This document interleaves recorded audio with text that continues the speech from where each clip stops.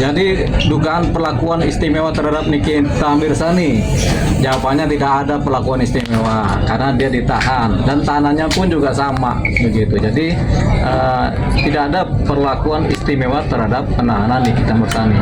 Ketika sudah ditahan itu nggak ada istimewanya. Siapapun yang ditahan di penjara atau di sel udah nggak istimewa lagi gitu. Itu udah benar kerja dari pihak penyidik Polda Metro Jaya gitu. Bang Deo, kalau dibanding kasus Kapolres Ngada nih yang tentang pencabulan, dia belum lama aja udah rilis, tapi Niki udah ya. belum dirilis juga. Kenapa tuh Bang? Ya, itu urusannya Humas Polda Metro Jaya.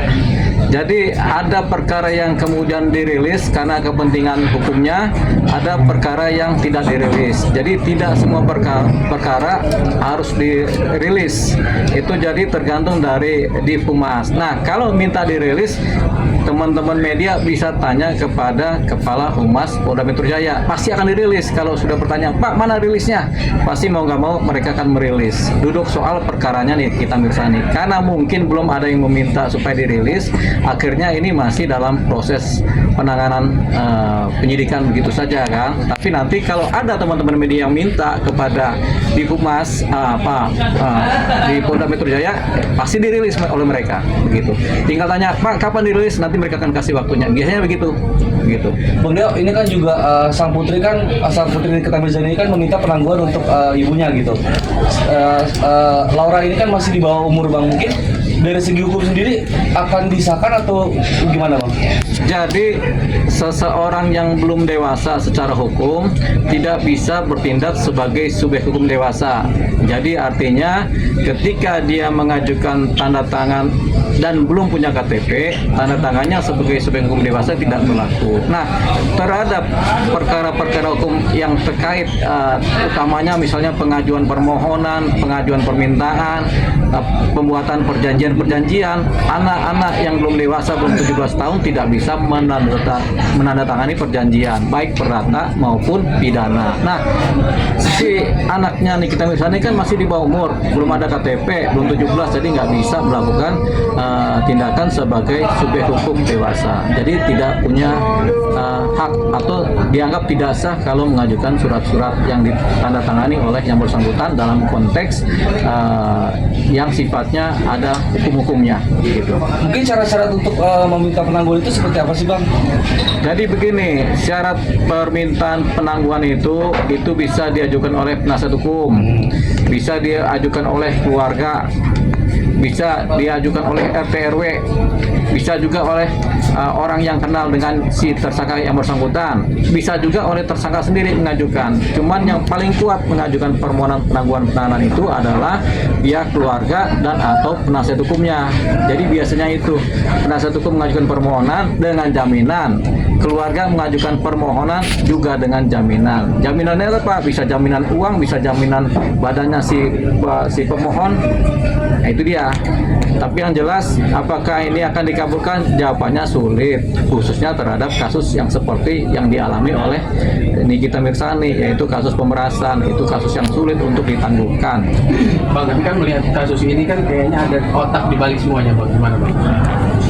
Kasus ini ada otak di balik semuanya. Iya, kita hanya salah satunya. Oh ya, kita belum tahu siapa pelaku utamanya. Pelaku utama, sutradaranya, pelaku utamanya, pelakunya, kemudian yang turut serta melakukannya kita belum tahu. Tapi yang jelas, yang baru tampak patut diduga pelaku utama adalah Nikita Mirzani. Tapi kalau kemudian diketemukan pelaku utama lain, jadi ada dua pelaku utama. Karena yang memeraskan patut diduga adalah Nikita Mirzani dan Mail. Tapi ada yang mengojok-ojok nih bahasa ininya kan. Dan mengojok-ojok ini apakah dia pelaku utama atau dia cuma sebagai provokator gitu tanpa mendapatkan keuntungan apapun juga. Atau kalau dia memprovokasi tapi dia juga menerima untuk manfaat dari proses pemerasan ini, dia juga sebagai pelaku. Bahkan bisa jadi sebagai pelaku utama. Ini semua tergantung dari penyidikan yang sedang berjalan di Polda Metro Jaya. Kalau memang ada mengarah ada pelaku utama lain yang sebagai provokator atau yang sebagai penghubung atau pemberi ide, nah inilah yang disebut sebagai sutradaranya dalam hukum begitu. Jadi pelaku utamanya dia, jadi namanya otak pelaku gitu. Dari terkesan NM ini dikambing hitamkan ya, Bang? Sang badan atau gimana Bang? Iya. NM ini termasuk pelaku, jadi bukan kambing hitam, tapi memang dia patut diduga sebagai pelaku. Tapi kalau ada pelaku utama, berarti ada pelaku kan? Jadi ada pelaku utama, ada sutradara nih, otak pelaku utama, kemudian ada pelaku di lapangan, ada kemudian yang turut serta melakukan. Jadi kita belum tahu siapa mendapatkan apa atau siapa berperan sebagai apa dalam kasus ini, karena ini nanti pembuktiannya nanti ada di persidangan, ketika proses sidang atau ketika penyidikan selesai mulai rampung, ini baru kelihatan apakah ada pelaku lain. Nanti makanya itu kita tunggu rilis. Nah, di sini juga ketika teman-teman media ingin ada rilis dari Divisi Humas Polda Metro Jaya, ya kita sampaikan juga kepada Divisi Humas Polda Metro Jaya, kami teman-teman media mengajukan permohonan supaya terhadap kasus yang terkait perkara pemerasannya Nikita Mirzani dan Mail dengan pelapornya adalah Reza Gladys, itu supaya segera dirilis supaya tidak menimbulkan kedugaan-dugaan yang negatif dari masyarakat, dari netizen maupun dari media. Jadi itu sudah kita pesankan kepada Kepala Humas Polda Metro Jaya, yaitu Bapak Ade Ari. Gitu. Bang, soal ada pendapat juga yang terbelah cukup signifikan gitu soal apakah RJ bisa itu dijerat atau enggak gitu. Karena sebagian dia ibaratnya dia kalau nggak punya salah kenapa harus bayar. Yang sisi lain juga ya dia mungkin ketakutan gitu sampai akhirnya dia berusaha untuk menutup mulut tersangka gitu. Jadi begini, jadi kasusnya si pelapornya RJ ini kan kita bukan kasus penyuapan. Jadi tidak ada laporan mengenai penyuapan, apalagi ini swasta ketemu swasta. Tapi dominan bahwasanya ini adalah kasus pemerasan sebenarnya ya. Pemerasan yang didahului oleh pencemaran nama baik dengan Undang-Undang ITE. Baru kemudian berikutnya dari pemerasannya timbullah yang namanya TPPU ya, karena uangnya sudah ngalir, sudah diterima dan ngalir kemana-mana. Apakah ada penyuapan di situ? Jawabannya tidak, karena penyuapan hanya dikenal dalam tindak pidana korupsi, gitu. Tapi ini kan tidak ada penyuapan ya. Jadi si RJ lepas dari posisi penyuapan. Kalau posisi dia dianggap sebagai menjebak si Nikita Mirzani atau kemudian dianggap sebagai dia kemudian menyokok-nyokok bahasanya itu kan, itu jawabannya rasanya kecil kemungkinannya. Karena apa? Berkemungkinan satu, produknya RJ sebenarnya belum layak sebagai produk, atau sebenarnya produknya sudah layak sebagai produk, tapi kemudian karena takut suaranya si Nikita Mirzani ini sebagai influencer ini mempengaruhi nilai produk itu sendiri, makanya buru-buru sudah si RJ ini kemudian mencoba membicarakan dengan si Nikita Mirzani. Persoalannya pembicaraan ini kemudian tergiring menjadi upaya-upaya pemerasan oleh yang diduga Nikita Mirzani dengan si Mail. Jadi itu dia. Jadi ada memang faktor ketakutan dari si RJ ini. Walaupun faktanya produknya itu benar, tapi karena ketika dicitrakan secara negatif oleh para influencer atau sekelas Nikita Mirzani, tentunya akan takut bahwasanya ini nanti produknya menjadi anjlok nilainya atau menjadi tidak bernilai, sehingga akhirnya diupayakan supaya lu jangan bicara deh, kan begitu bahasa kasarnya kan, jangan bicara nih gimana caranya kita menyelesaikan. Itulah kemudian yang kemudian dijadikan jalan oleh sekelas Nikita Mirzani untuk melakukan pemerasan dan Mail melakukan pemerasan. Jadi lebih kepada upaya di sisi RJ supaya ini masalah jangan ribut, tapi kemudian ini dipakai kesempatan untuk melakukan pemerasan. Itu kalau mulanya dari si RJ. Tapi kalau memang ada praduga dari penyidik Polda Metro Jaya bahwasanya kemungkinan memang ini sudah disetting oleh grupnya Nikita Mirzani CS, bahwasanya ini akan masuk perangkap kawan ini. Jadi mereka udah mulai sounding tentang produknya RJ ini dari awal, sehingga timbullah. Jadi trigger pertama bukan dari RJ sebenarnya. Trigger pertama itu dari Nikita Mirzani sendiri yang kemudian melakukan eksplanasi atau melakukan kritik terhadap produknya si RJ.